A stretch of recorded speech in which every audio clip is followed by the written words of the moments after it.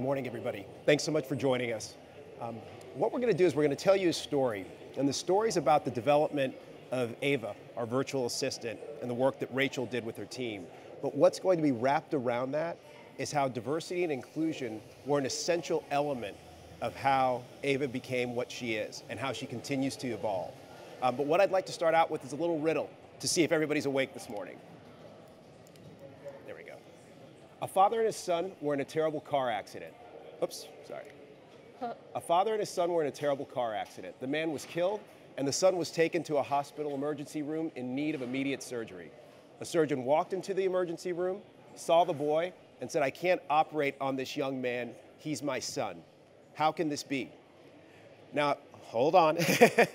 People are excited. I know some of you have seen this before, and I'll bet you there are some answers that are coming in your mind. There's some creative answers that people have, which are perhaps there's a priest involved, perhaps there's a stepfather. I've even heard of reincarnation before. Okay? An answer that's really progressive is a two-father family. Okay?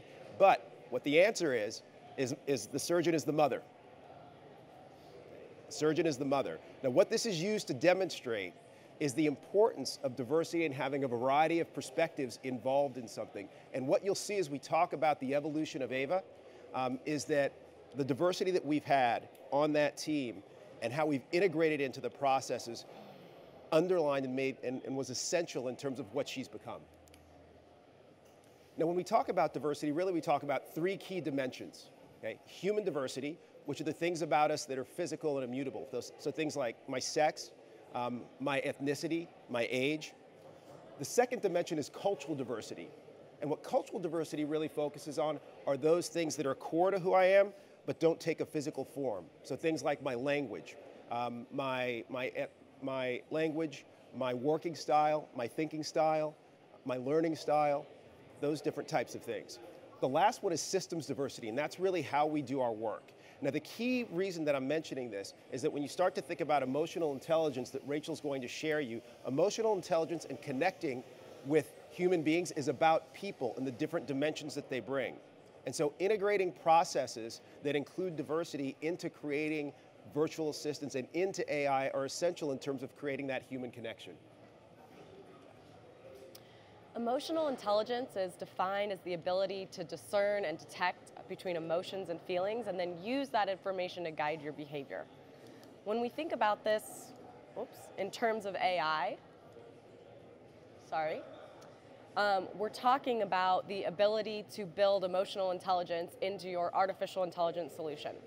In 2014, Forrester did an analysis on which factors impact brand loyalty most and found that emotion outranked all other factors across the board. This actually isn't surprising when we think about when you are promoting or tweeting about a company, when you're purchasing, when you're frustrated, when you're exploring, connection to that company is really what matters most. So emotional intelligence in AI, as I said before, is really the differentiating factor between an automated engine and an artificially intelligent solution. Especially when we talk about virtual assistants, without emotional intelligence, you're really just building a transaction engine or the ability to solve math problems much more quickly without adding this emotional connection to your users. So when we set out to build our Autodesk virtual assistant, we did so with emotional intelligence in mind from the start. We focused on three main areas: persona, look and feel, and added signal. So I'm going to walk you through our journey today from where we started, where we failed, what we learned, and how we ended up. When we started with IBM Watson 2 years ago, we started with a proof of concept that we called Auto. Auto for Autodesk. Auto did one thing: he helped you get an activation code. And he was represented by a simple line drawing. The feedback that we got around Auto was that the name felt decidedly rigid and that the line drawing represented limited capabilities. Rightfully so, because at the time Auto could only do one thing, but this wasn't what we wanted to represent with our version of an amicable, all-knowing, self-servicing AI solution. So we went back to our core values, looking at our brand attributes of open, honest, trustworthy, friendly, and of our culture, which in our customer support organization is about 70% female and multinational. So we're a global company and our support organization is global as well. In addition, the machine assistance team is very diverse in terms of gender and age and preference, but also in terms of skill set. I have anywhere from data science, computational linguistics, all the way to creative writers, UI researchers. It's a compilation of skill sets, ideas, backgrounds, and therefore designs. So taking all of this in mind, we set out and did a little bit of user research on what we wanted Ava to look like. So again, Ava is our Autodesk virtual assistant. And we basically paneled our most common customers, which are Caucasian males over 40. And the response we got on what they wanted a virtual assistant to look like is something like this. They requested something resembling a sexy librarian to answer their every whim. So we had to ask ourselves, and we actually debated this vigorously within the team, is this who we want to represent Autodesk? Is this who we want to represent our brand? And is this the first time we're going to completely ignore our customer feedback and go with something else? We really think the diversity in the team and in the support organization within Autodesk greatly influenced the Ava that we ended up with, which is like this. Ava is meant to be ethically ambiguous. She is meant to represent various backgrounds and cultures. She is meant to be professional and futuristic with her purple eyes, and much more representative of the Autodesk brand that we wanted to portray. With the image and name in mind, we set out to start creating Ava. And initially, I let all of my developers create Ava's responses. So I had a team of about 5 developers at the time creating responses, and what I ended up with was a virtual assistant with multiple personality disorder. I had some developers that really loved Hitchhiker's Guide to the Galaxy, and if you ask Ava the meaning of life, she will answer 42. I have a lot of people that would say shucks when they were frustrated, and occasionally Ava would throw one of those in there for you. This really didn't represent the cohesiveness and consistency that we wanted to portray in a persona, because we're really creating an experience through conversation. So this is when I brought on a creative writer to create a backstory for Ava, to comb through all of her responses to add consistency in tone, and really to create this general brand and persona that we wanted to represent through her conversational responses. And this was a very important factor as we started to move to voice. So in a minute, I'm going to show a video here. We actually partnered with a company called Soul Machines, which is a tech company in New Zealand, to create a digital avatar of Ava. So Ava can now voice and video chat with our customers. And if you turn on your video camera, she can actually read your responses and respond in kind. This is a really important factor for us. And the example I always give is if I, in just a chat interface, text my boyfriend with "I'm fine," it can either mean "I'm fine" or "I'm fine." And he actually has no clue which one I mean without the inflection in my voice or my facial expressions. So these added signals are really important in our interactions, and so we think that that's really going to help in this digital age as well. So let's see if I can play this really quickly. Thank you for granting access to your microphone. There's no sound. It's good to hear you. I see you are interested in AutoCAD, including specialized tool sets. Are you a current user of AutoCAD? Yes, I am. Thank you for being an Autodesk customer. So this is the new Ava today. She's currently in beta. We're testing the reactions and responses and really trying to see if this will improve our overall customer engagement. But so far, we're seeing good success. Ava speaks with over 100,000 customers a month, which is more than our entire support organization combined. She does so with a response time of under 5 minutes as compared to our human agents that respond in about 1.5 days, and with a customer satisfaction score of 85% as compared to our average agents of around 70. So we are seeing very good results out the gate, and we're continuing to kind of push the threshold in emotional intelligence and diversity as we evolve. So Danny's going to talk a little bit about how you guys can apply this in your solutions. Exactly. So the way Ava ended up being what you see was not by accident. It was a very specific process. And I'm going to leave you with a few key questions that you can ask as you're developing your artificial intelligence. The first thing is, who are your team members? Okay? So what does the team actually look like? A lot of people will talk about pipeline issues and that it's difficult to create diversity. All you have to do is be very deliberate in the early stages about creating a diverse team.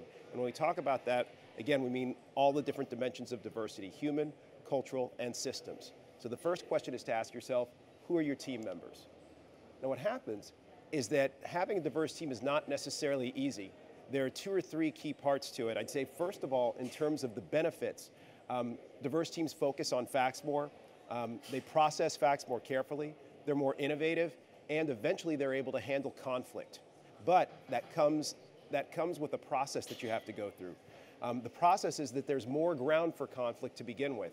It's not necessarily a natural way of operating for me to look for somebody who has a totally different point of view than myself and incorporate into what we do. That's not necessarily how we're wired. It's also less time efficient in the beginning stages, because diversity by definition means disagreement. And as we're working through conflict, it's something that takes time to begin with because we're developing trust. And that's the third point, is that having trust becomes essential to being able to operate in diverse teams. You're talking about having conflict and embracing conflict. Rachel shared with you some of the conflict and discussion they had about Ava and what they wanted Ava to look like. And what you see is a great result, but again, that came with a process.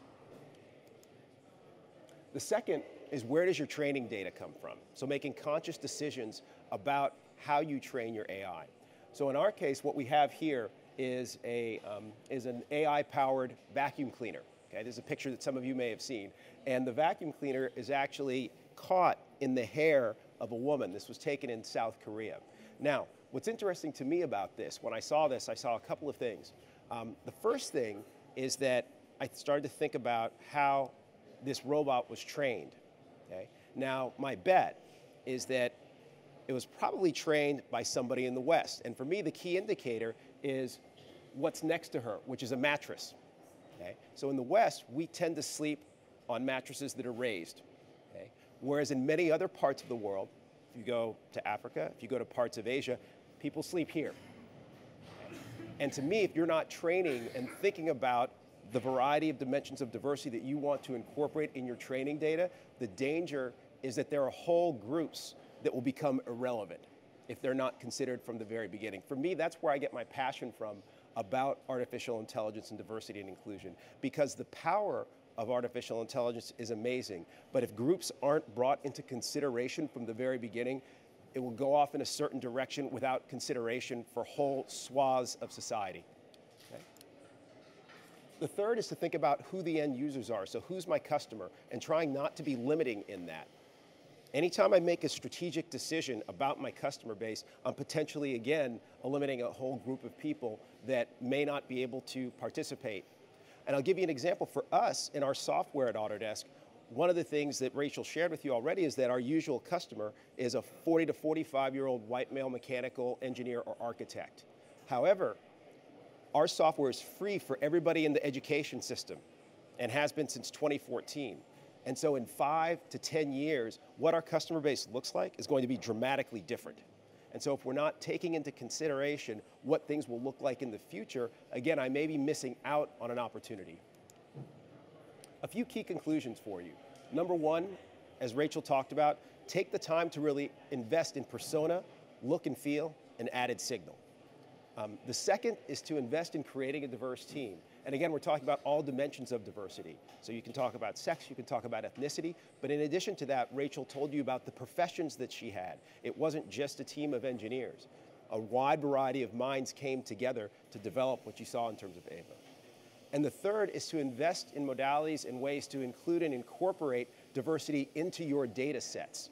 That becomes very, very important, because if I'm training my AI in a certain way, again, there are groups that become irrelevant. I'm sure you've heard the story about Google and its facial recognition software, and how it equated African Americans or black people with gorillas in the early iterations. That kind of thing doesn't happen if I have a diverse team, if I'm incorporating diversity in my considerations in data, and I'm thinking about it from the people who are going to be my customers eventually. Rachel, before we finish, is there anything else you'd add about Ava and your experience with it? I think we're good. Okay, super. And I think we're out of time. Wonderful. All right, I think thanks, we're out of guys. time. Thank you very much.